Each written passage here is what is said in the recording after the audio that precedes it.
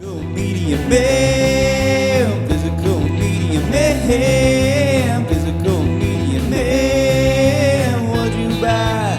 Was it something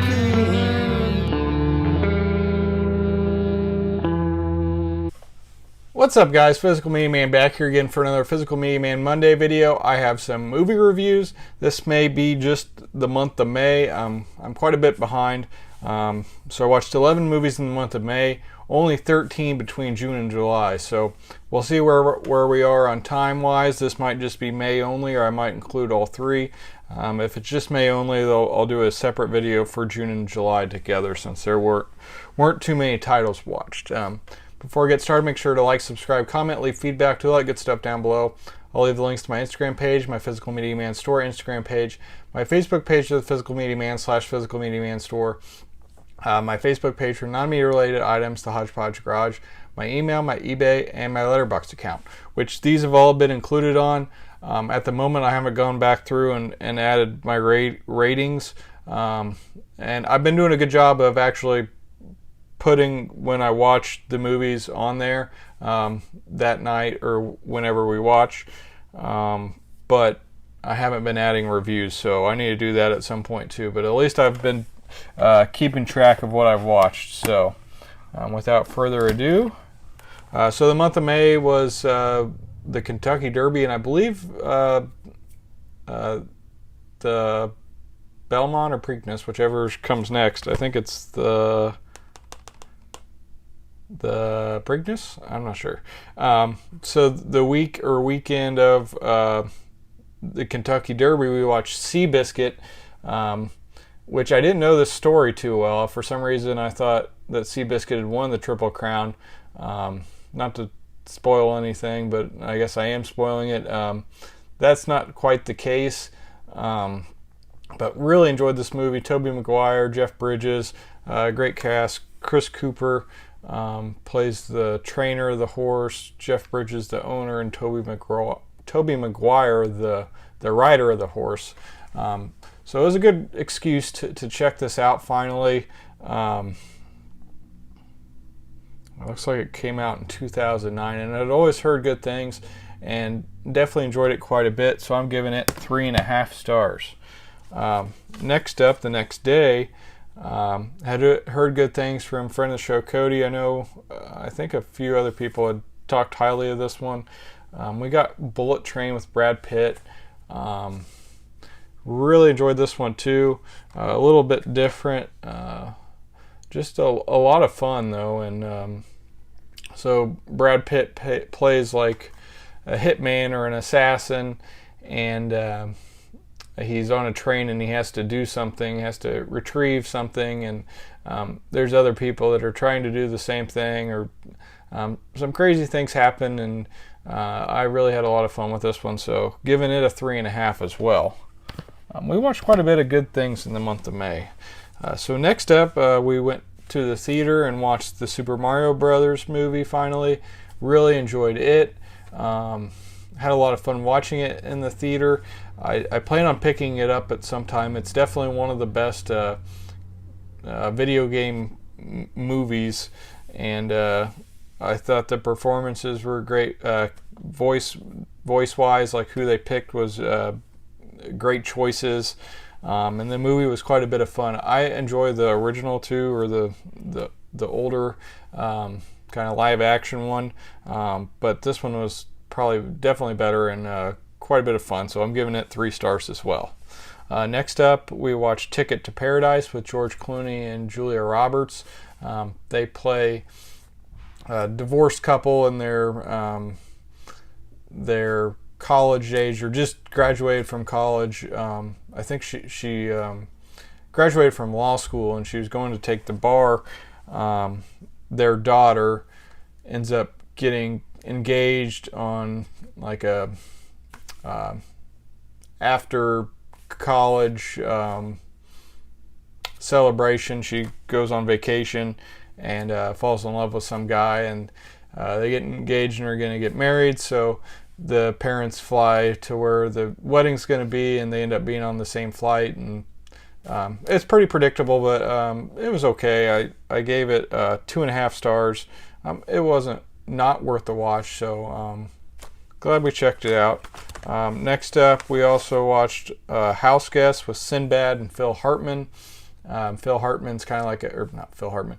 Sinbad's kind of like a con man, and he owes some bookies some money, and he poses as Phil Hartman's friend, who Phil Hartman hasn't seen in a long time. So there's some funny moments. It wasn't as good as I had hoped, but I'd never seen it before, so I didn't have any nostalgia for it. Giving it a 2 stars. Next up, we watched on Amazon Prime, Air, starring Jason Bateman. That's not right.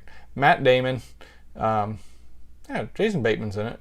Jason Bateman, Matt Damon, Ben Affleck. Good cast. Chris Tucker. And it's the story of Michael Jordan and him signing with Nike over Adidas and the other competitors. Really interesting story. I knew he was a big Adidas fan in college and before signing with Nike and stuff. But really good movie, great performances. Probably one of the best movies I've watched this year. I'm giving it a 4 star, and I'm really happy that Amazon is putting it out, or they agreed to put it out. It's getting a physical release, so I definitely plan on picking that up. Because at the time you could only watch it, I guess it came to the theater, which we missed, but yeah, it went straight to Prime too. So yeah, we really enjoyed that one. Next up, we watched Ghosted, and I think that was on Apple Plus, starring Chris Evans, and I can't remember her name, but Chris Evans is a farmer, and he runs into this girl, and they go on a date, and he's hardly dated anybody, and she, what he thinks, ghosts her, and doesn't respond, and he sends a whole bunch of messages, but then he ends up actually going to try to find her, and she ends up being not a normal job, and some crazy things happen, and it was decent, but I'm just going to give it 2 stars. Didn't love it. So next up, we watched Pacific Heights with Michael Keaton, Melanie Griffith, and Matthew Modine. This was pretty good. Gonna give it a 3 star. Matthew Modine and Melanie Griffith buy like a duplex in San Francisco. That's a fixer-upper, and they put a bunch of money and work into it. So they're trying to rent out the other half of it, so they're able to afford it. And Michael Keaton seems like he has a bunch of money, and he wants to rent it out. And he has some other ideas, and he's a really good villain in this, really creepy. Definitely worth watching if you haven't seen it. Kind of similar movie which I haven't watched yet, which I really want to, and we have is Unlawful Entry with Kurt Russell, who I'm a fan of too. So, but this is definitely worth watching if you haven't seen it. And I still need to figure out how to. The sticker is so old. I thought I heard somebody say you could use like a hair dryer to help get it off. But it's so old that it's got ones behind it, and they're starting to like try to somewhat pull it off, and that did not work too well. So next up, so this I think was the week or weekend before the next Triple Crown racing event of horse racing, which I kind of said that weird, but we got Diane Lane and John Malkovich in Secretariat, who did compete in the Triple Crown, and really good movie.